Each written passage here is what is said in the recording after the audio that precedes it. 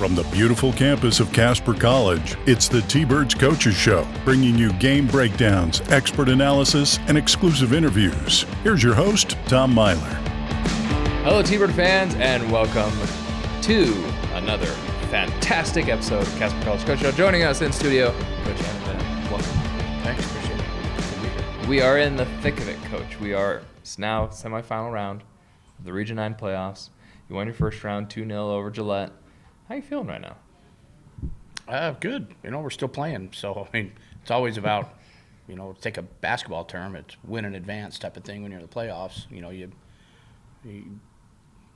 We're just glad that we're moving on, and we're excited about the matchup. So, yeah, absolutely. And before we get too much into Western Wyoming, let's talk a little bit more about that Gillette game. There was those two goals. Both those goals I thought were just fantastic.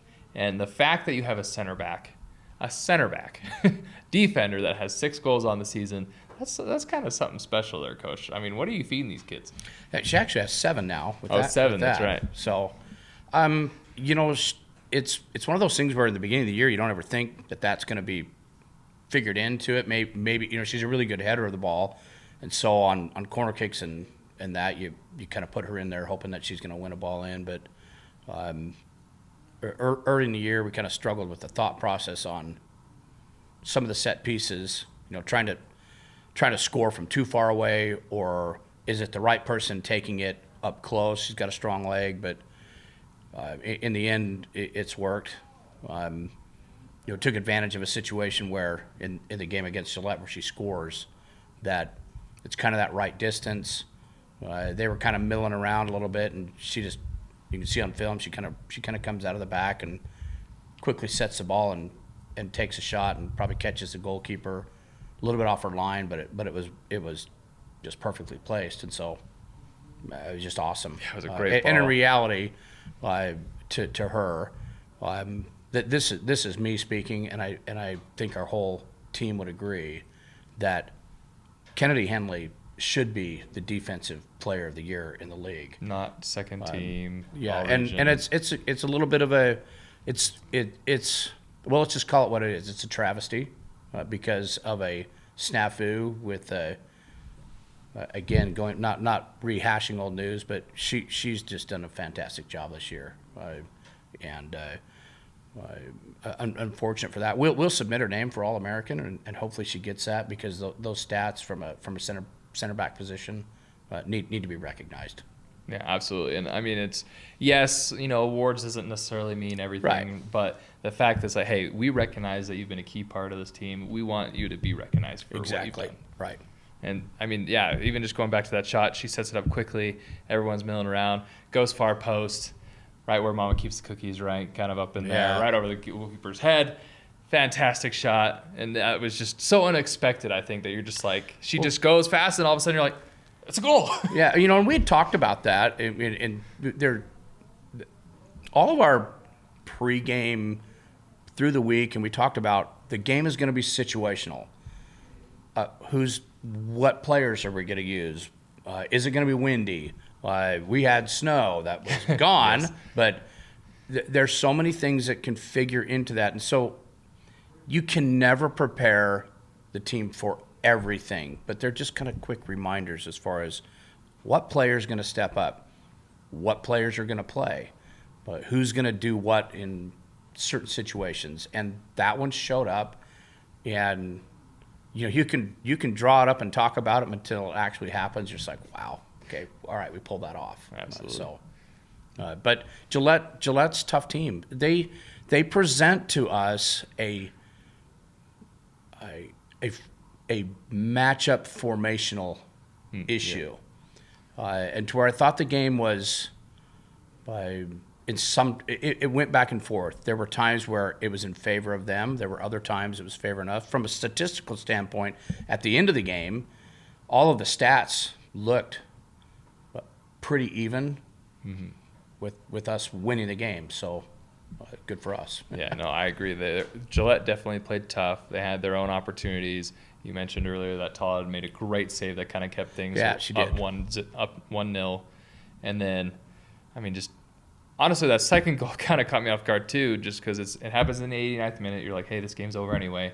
Taylor Miller gets the ball on the near side, just dribbles through 3 defenders, one-on-one with the keeper, far post, goal. Right. Like, I mean, where was that coming from? You know, and teams are keying on her because, again, from a technicality standpoint, we really were the number one team in the league, and Taylor probably should have been, in our mind, named the MVP because you're on the number one team.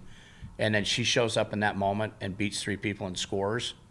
Just fantastic goal. In fact, you can hear me on film when the ball came to her, and she was at midfield, and you're looking at from a percentage. It's like, no, don't try to go at that because just relax, right. Hold the ball, play it to the corner, kill the clock.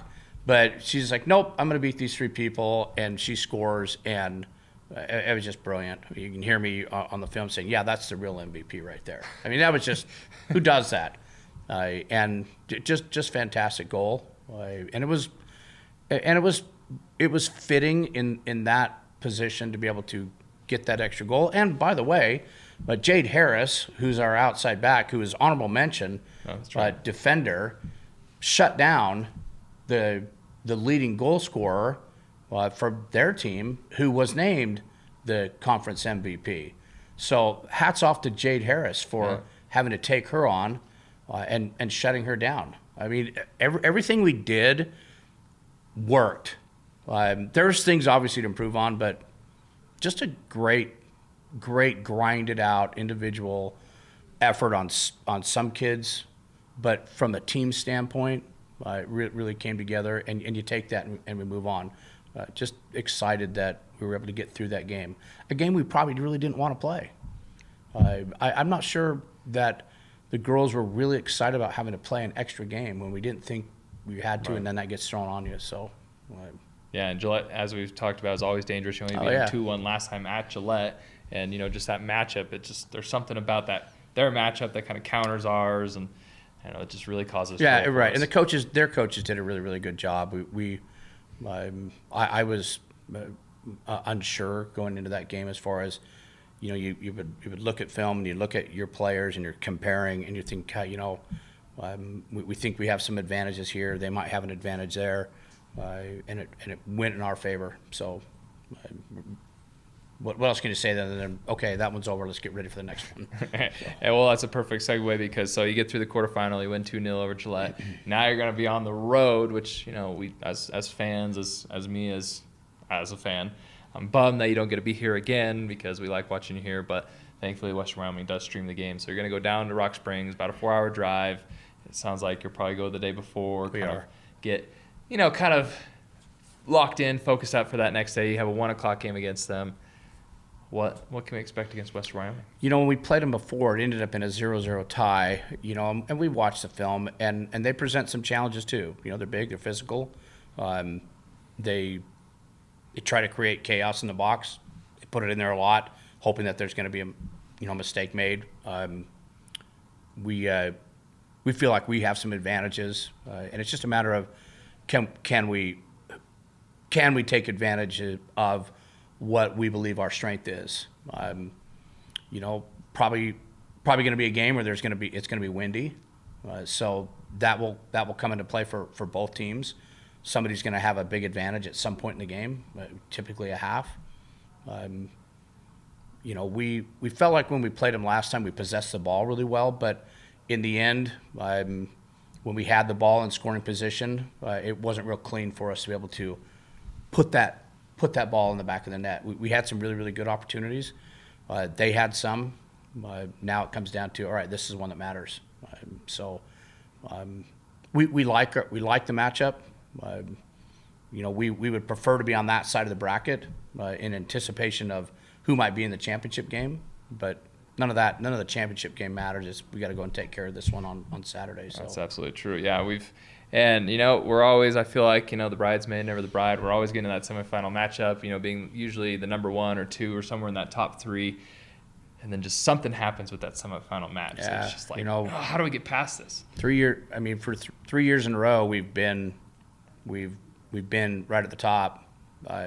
Haven't lost a conference game, and then you get into the playoffs and some just unfortunate bad luck goes your way. And we don't focus on that as far as it doesn't even really come up because those are individual games and unfortunately just haven't gone our way. And so, we're doing everything we can to prepare to go down and play to our strength.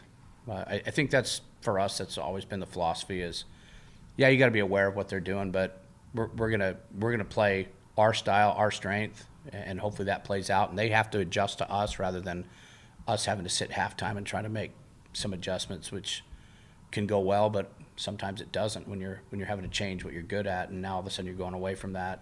So we'll go into the game confident. So for this game, what are you doing to kind of bring out that confidence, that preparation, that motivation to kind of say, hey, this is your time to shine, let's go? Yeah, just doing that, exactly that. Telling them this is what we do. We're not trying to add anything in. We're not trying to change anything. Letting them know that this is what we do. This is what we're good at. We watch some film and we talk to individual players and we talk about team situations and the whole thing. Hey, what's the situation? What do we do under this situation? What's the best thing here? Who's the best player to step in for certain things?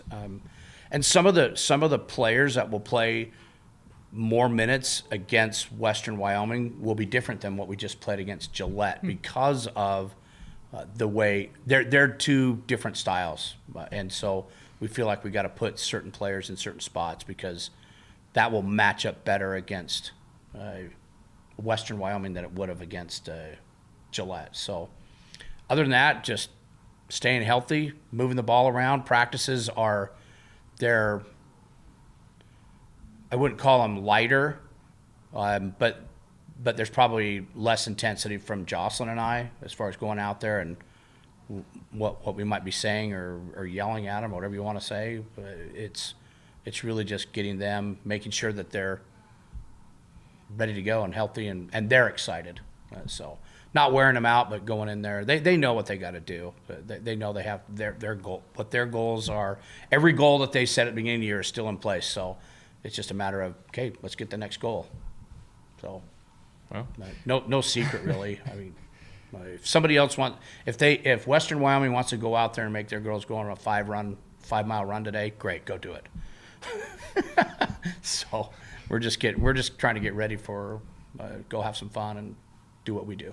All right. Well, we are definitely excited for you. It's obviously a big game with the semifinals coming up. Yeah. It's a big road trip. I mean, we're excited. I hope you're excited, and we are. It sounds like you are. Yep. We're doing the best we can.